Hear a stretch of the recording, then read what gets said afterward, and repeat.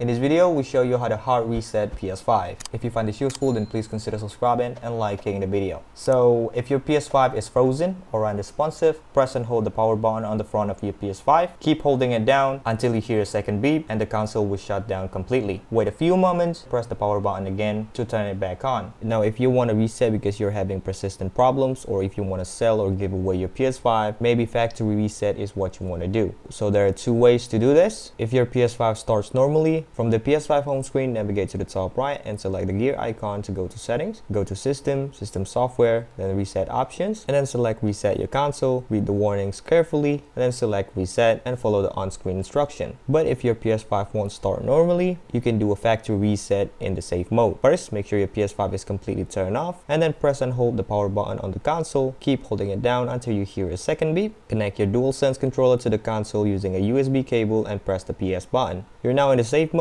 Navigate down to option 7, reset PS5, and then just confirm that you want to reset. And that's it.